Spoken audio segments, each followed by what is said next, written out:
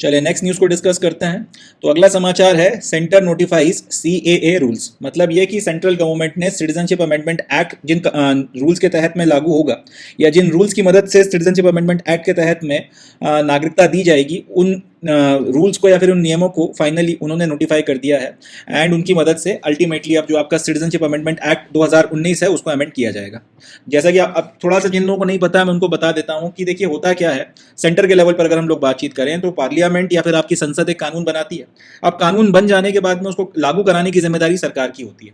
लागू कराने के पहले कुछ रूल्स एंड रेगुलेशंस बनाने पड़ते हैं कि जो लोग उसको लागू कराएंगे, जो अथॉरिटीज उनको लागू कराएंगी, वो उस कानून को लागू कराते हुए क्या क्या कर सकती हैं, क्या प्रोसीजर को फॉलो करेंगी, और ये सारी चीज़ें उन रूल्स में लिखी होती हैं। तो ये सारे रूल्स वगैरह बनाने की जिम्मेदारी सेंट्रल गवर्नमेंट की होती है। एंड उसके बाद में फिर उन रूल्स के तहत में उस कानून को लागू किया जाता है। एक एग्जांपल से समझते हैं। जैसे कि अगर पार्लियामेंट ने ये कानून बनाया कि भाई अगर कोई हेलमेट पहने बिना सड़क पर चलेगा तो उसके खिलाफ कार्रवाई की जाएगी, उसके खिलाफ चालान होगा और चालान वगैरह किया जाएगा और उससे चालान वसूला जाएगा। इस तरीके से उन्होंने कानून बना दिया।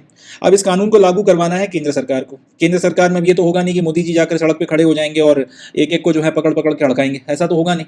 मैक्स टू मैक्स आपको ये लागू करवाने के लिए ट्रैफिक पुलिस की मदद लेना पड़ेगी या फिर आपको आपकी जो स्टेट पुलिस है या जो नॉर्मल आपकी पुलिस है उसकी मदद लेना पड़ेगी। अब उसमें आपको फिर अल्टीमेटली डिसाइड करना पड़ेगा कि कौन सी रैंक का आदमी जो है आपका रोक सकता है किसी व्हीकल को और उसके खिलाफ फिर कार्रवाई कर सकता है। कार्रवाई पहली बार पकड़े जाने पर कितना मतलब जो है चालान लगाया जाएगा, दूसरी बार पे क्या होगा, तीसरी बार पे क्या होगा। अब अगर रोके जाने पर कोई बदतमीजी करता है तो फिर उसके खिलाफ कितनी कार्रवाई की जा सकती है वगैरह वगैरह। ये सारी चीज़ों को जो है डिसाइड करना पड़ता है। ये सारे रूल्स एंड रेगुलेशंस आपको बनाना पड़ते हैं। अब ये कानून में तो लिखा नहीं है। कानून में तो सिर्फ इतना लिखा था कि हेलमेट पहने बिना अगर कोई चलेगा तो उसके खिलाफ कार्रवाई होगी। मगर रोकने पर फिर किस तरह से कौन रोकेगा और फिर रोकने के बाद में क्या क्या हो सकता है, उन सारी चीज़ों को देख समझकर उसके कानून बनाना, उसके रूल्स बनाना पड़ते हैं जिसके तहत अल्टीमेटली वो कानून लागू होगा। तो वही चीज़ यहाँ पर हो रही है कि आपने 2019 में सिटीजनशिप अमेंडमेंट एक्ट 2019 पास किया और आपने ये बोल दिया कि भाई पाकिस्तान से, बांग्लादेश से और अफगानिस्तान से में जो आपकी रिलीजियस माइनॉरिटीज़ रहती हैं, जिसमें हिंदू हैं, सिख हैं, बौद्ध हैं, जैन हैं, पारसी और क्रिश्चियन कम्युनिटी के लोग हैं, जहां पर इन पर्टिकुलर देशों में इन पर्टिकुलर कम्युनिटीज़ के साथ में धर्म के आधार पर भेदभाव होता था। तो इन सारे लोगों को हम लोग इस कानून के तहत में नागरिकता देंगे। अब नागरिकता देंगे, आपने बोल तो दिया, आपने कानून पास कर दिया, मगर कैसे देंगे, प्रोसीजर क्या रहेगा, कौन अल्टीमेटली डिसाइड करेगा कि किसको नागरिकता मिलनी है किसको नहीं मिलनी है, उसके लिए नियम बनाना पड़ेंगे। वो नियम 2019 के बाद से अटके पड़े थे और अल्टीमेटली अब 2024 में जाकर वो नियम बनकर तैयार हुए हैं और सिटीजनशिप अमेंडमेंट रूल्स 2024 के तहत में वो के नाम से वो नियम अब लागू हो गए। इन रूल्स के तहत में या इन रूल्स की मदद से अब इस पर्टिकुलर कानून का जो ऑब्जेक्टिव है उसको पूरा किया जाएगा और ये जो आपकी रिलीजियस माइनॉरिटीज़ हैं, बांग्लादेश, पाकिस्तान और अफगानिस्तान की, इनको फिर अल्टीमेटली नागरिकता दी जाएगी।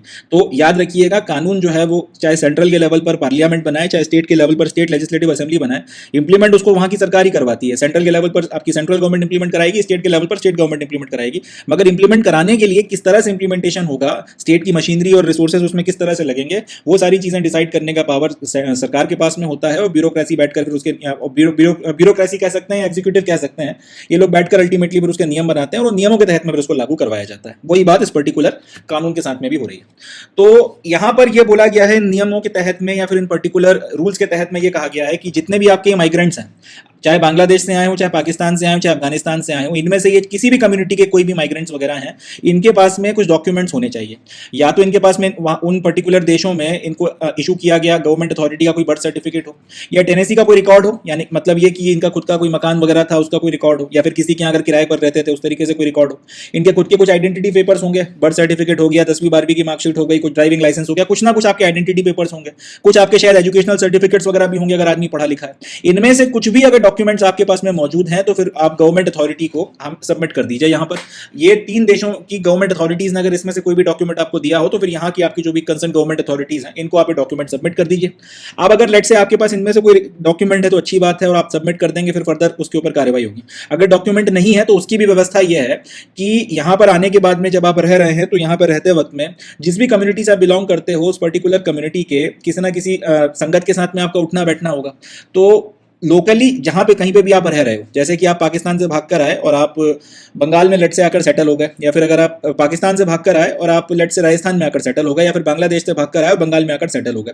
अब यहाँ पर जिस भी कम्युनिटी से आप बिलोंग करते हो लोकली उस कम्युनिटी के कोई ना कोई संगत होगी, कोई ना कोई मंदिर होगा, गुरुद्वारा होगा, चर्च होगा, वहाँ पे आपका आना जाना हो गया, सारी चीज़ें हैं। कभी कभार आप जा रहे हो शादी ब्याह के लिए, त्योहारों के लिए, कभी ना कभी तो जा रहे हो अपनी खुद की पूजा वूजा करने के लिए। तो इन particular locally reputed community institution से आपको एक सर्टिफिकेट लेकर आना पड़ेगा जिसमें वो लिख कर देंगे कि आप इस पर्टिकुलर रिलीजन से बिलोंग करते हो, या तो हिंदू मंदिर या फिर जो भी मंदिरों से रिलेटेड कोई इंस्टीट्यूशन है तो हिंदू होने का आपको वो देंगे, गुरुद्वारे होंगे तो सिख हैं अगर आप तो उसका सर्टिफिकेट देंगे। यही बात जैन, पारसी, बुद्धिस्ट और क्रिश्चियन कम्युनिटी पे लागू होती है। जिस भी रिलीजन से आप बिलोंग करते हो और जहाँ कहीं पर भी आप रह रहे हो तो आसपास की कोई वहाँ की अगर लोकल आपकी कम्युनिटी का कोई इंस्टीट्यूशन है, यानी कि कोई मंदिर है, कोई गुरुद्वारा है, कोई मंदिर गुरुद्वारा कोई चर्च है या फिर इनके द्वारा चलाया जाने वाला कोई इंस्टीट्यूशन है, ये आपको एक एलिजिबिलिटी सर्टिफिकेट लिख कर देंगे और ये इसमें बताएंगे, ये इसमें कंफर्म करेंगे कि आप या तो हिंदू या फिर सिख या फिर जैन, पारसी, बुद्धिस्ट, क्रिश्चियन जो भी रिलीजन से आप बिलोंग करते हैं, इससे आप एक्चुअली बिलोंग करते हैं, आप इसके जो रूल्स एंड रेगुलेशंस हैं इनको मानते हैं, इनको अफर्म करते हैं इस तरीके से। तो ये सर्टिफिकेट आपको लिख कर दिया जाएगा। अब या तो आपके पास में इनमें से कोई डॉक्यूमेंट हो और उसके साथ में आप ये एक जो भारत में आने के बाद में ये एक एलिजिबिलिटी सर्टिफिकेट आपको मिल जाएगा, ये दोनों चीजें आप सबमिट कर दो। अगर इनमें से कोई भी डॉक्यूमेंट आपके पास में नहीं है तो फिर कम से कम ये एलिजिबिलिटी सर्टिफिकेट आपको इंडिया में आने के बाद में बनवाना पड़ेगा। और जाहिर सी बात है क्योंकि इसमें 31 दिसंबर 2014 तक की कट ऑफ डेट लगी हुई है, तो 2014 से अब जो आदमी 2023-24 तक भारत में रह चुका है, ऐसा तो नहीं हो सकता कि वो जहां पे भी रह रहा है उसके आसपास की किसी इंस्टीट्यूशन में या इस तरीके के कम्युनिटी इंस्टीट्यूशन में एक बार भी ना गया, ना उसके साथ लोगों के साथ उठना बैठना या जान पहचान कुछ ना हुई हो। तो इस तरीके का एक सर्टिफिकेट आपको बनवाना पड़ेगा और ये आपको सबमिट करना पड़ेगा। किसको सबमिट करना है? The plea of citizenship will be online and an empowered committee through a district level committee will scrutinise all the applications. तो ये जो भी डॉक्यूमेंट्स वगैरह हैं सिटीजनशिप वगैरह के लिए आपको अपनी एप्लीकेशन करना पड़ेगी और एप्लीकेशन ऑनलाइन होगी। अब एक कमिटी बनाई गई है या फिर एक कमिटी बनाई जाएगी और ये कमिटी डिस्ट्रिक्ट लेवल पर एक कमिटी की मदद से आपके सारे डॉक्यूमेंट्स या एप्लीकेशन वगैरह को स्क्रूटिनाइज करेगी और इस को स्क्रूटिनाइज करने के बाद फाइनली फिर ये लोग डिसाइड करेंगे कि आपको नागरिकता देनी है या नहीं देनी। इस कमिटी में कौन कौन होगा? सबसे पहले तो इंटेलिजेंस ब्यूरो के ऑफिसर्स होंगे, दूसरा होगा पोस्ट मास्टर जनरल, तीसरा स्टेट के लेवल पे या फिर नेशनल लेवल पर नेशनल इंफॉर्मेटिक्स सेंटर जो भी चलता है, स्टेट का स्टेट इंफॉर्मेटिक्स सेंटर हो गया और नेशनल लेवल पर आपका नेशनल इंफॉर्मेटिक्स सेंटर हो गया। दोनों में से किसी भी एक का ऑफिशियल हो सकता है या फिर दोनों के ऑफिशियल्स होंगे। इसके अलावा होम मिनिस्ट्री या फिर होम डिपार्टमेंट के रिप्रेजेंटेटिव्स यहां पर होंगे। डिविजनल रेलवे मैनेजर जो है उसका भी एक रिप्रेजेंटेटिव यहां पर मौजूद रहेगा या डीआरएम खुद आएगा यहाँ पे और ये सब लोग बैठकर आपकी एक एक एप्लीकेशन को जो है स्क्रूटिनाइज करेंगे, आपके डॉक्यूमेंट्स वगैरह को स्क्रूटिनाइज किया जाएगा। इसके अलावा फिजिकल वेरिफिकेशन भी करवाया जाएगा आप जहाँ पर आप रहते हैं वहाँ पर जाके। तो डिस्ट्रिक्ट लेवल कमेटी जो है, डिस्ट्रिक्ट लेवल कमेटी आपके इन सारे डॉक्यूमेंट्स को स्क्रूटिनाइज करने में इनकी मदद करेगी इस पर्टिकुलर कमेटी की, प्लस और फर्दर जो वेरिफिकेशन वगैरह करने हैं वो भी ये लोग करेंगे। अभी जो डिस्ट्रिक्ट लेवल पे कमेटी है इसको हेड करेगा सीनियर सुपरिटेंडेंट या फिर सुपरिटेंडेंट ऑफ पोस्ट, ठीक है जी, या तो सीनियर सुपरिटेंडेंट ऑफ पोस्ट इसको हेड करेगा या फिर सुपरिटेंडेंट ऑफ पोस्ट जो है इसको हेड करेगा और ये लोग बैठकर आपका फाइनली फिर डिसाइड करेंगे कि आपको नागरिकता मिलनी चाहिए या नहीं मिलनी चाहिए और इस तरीके से अल्टीमेटली आपको सिटीजनशिप फिर इन नियमों के तहत में दी जाएगी।